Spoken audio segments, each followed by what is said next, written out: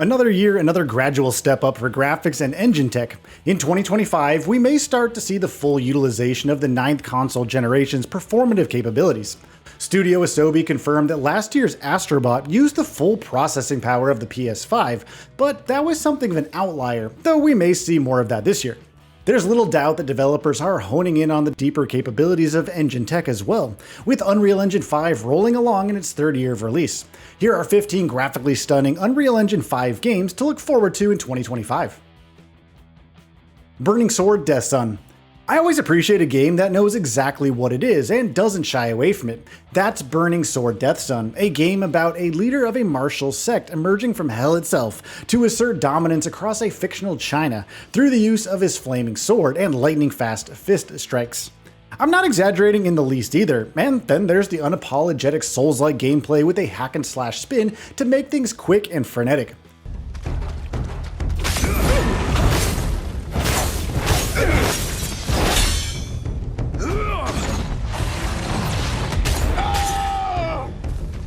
Unreal Engine 5 is used to good effect when it comes to the gorgeous vistas, swaying grass, and rich color usage, though the facial texture still needs some time in the oven. Burning Sword Death Sun has a release window of Q2 2025, and the demo is currently playable on Steam right now, so check it out if you enjoyed challenging action combat. Metal Gear Solid Delta Snake Eater. 2025 is shaping up to a Kojima year for sure. We have Kojima Productions working on Death Stranding 2 and a surprise MGS3 remake from Konami. To everyone's shock, Konami has given us little room for doubt concerning Metal Gear Solid Delta Snake Eater. The graphics in particular recreate the environments and moments of MGS3 flawlessly to a modern sheen. Your codename for this mission will be Naked Snake. There's even an advanced cosmetic injury system that updates as you play the game. Rough Snake up enough and his scars and scrapes will cover his face and body, something only today's UE5 tech and its equivalent can create. Hell Is Us. Nacon may just have its first mega hit on its hands with Hell Is Us, because it's looking like one of the most fascinating game experiences in a while. The creature design alone ignites the imagination in a way few games actually do. Just look at some footage of the game for yourself. The art design and graphical fidelity are punching far above their weight. As Remy, you return home from life as a soldier to find everything in ruins from a calamity. The Geiger-esque hollow walkers infest the country of Hedea, and Remy must rely on his wits and problem solving to find his missing parents and overcome a supernatural terror. The game is described as a 50-50 blend of challenging action combat and investigative exploration with dialogue decisions. Like the recently released Atomfall, Hell Is Us tasks players with using wits and cunning to find out how to progress rather than obvious objective markers. Regeneration. This little-known survival horror game from the recently formed Mysterio Games may just be one of this year's biggest cult classics. It's got all the hallmarks of such a game. Players find themselves waking up in a science base overgrown with an alien parasite. This life form has taken over the plants and wildlife and mutated them into monstrosities. The thing that intrigues me the most is the interconnected map. It looks to be somewhat Metro in its design, emphasizing backtracking and strong exploration. The game's environments are a living ecosystem that must be overcome with scientific tools, such as DNA analyzers and an ultrasound tool. This will be a very intriguing game to check out when it releases sometime later this year. Retrieval.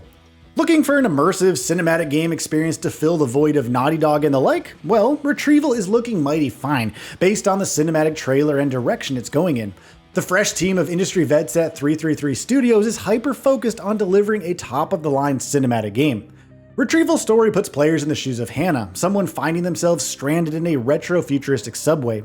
While there has yet to be any actual gameplay shown, the cinematic is more impressive than half of the movie trailers I've actually seen in the last couple of years. Killing Floor 3. Described as a direct sequel to the first game, Killing Floor 3 is upping the ante with regards to its darker tone. With the red hue surrounding the environments and the mutated monstrous Z enemies, this game almost looks like modern Doom titles at times. This 5-player co-op shooter has had a couple of betas so far and releases later on in the year. Mafia: The Old Country. 2K's Mafia series is back and bolder than ever with a prequel exploring the origins of the Sicilian Mafia. Fans of Mafia 2 in particular have a lot to look forward to, as The Old Country follows protagonist Enzo Favara from his childhood working in the mines to his entry into the world of crime with the Teresi family. The game diverts away from the open world structure of Mafia 3 to be more in line with the first two games in the series. Unrecord. You may have indirectly felt the impact of Unrecord through the recent popularity of body cam style games, but Unrecord is aiming to be more than just a viral tech showcase. The realistic body cam game puts players into the role of a police officer solving various criminal cases through detective work and different dialogue choices. The inspiration for Unrecord's narrative adventure components come from games like Firewatch, so if you're itching for that kind of experience, be on the lookout for its eventual release sometime this year.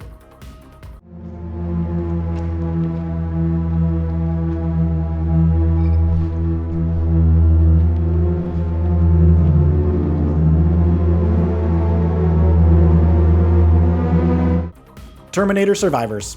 There's a new survival crafting game hitting early access later this year, set in the Terminator universe, and yes, it's open world, in case you're wondering. Terminator Survivors takes place after the first couple films, but it's not just an adaptation of Rise of the Machines.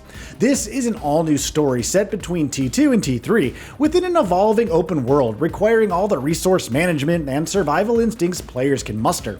Early access starts sometime in the first half of 2025. Little Nightmares 3. The new entry in the beloved 2.5D puzzle platformer series introduces two-player cooperative play for the first time, and we're excited.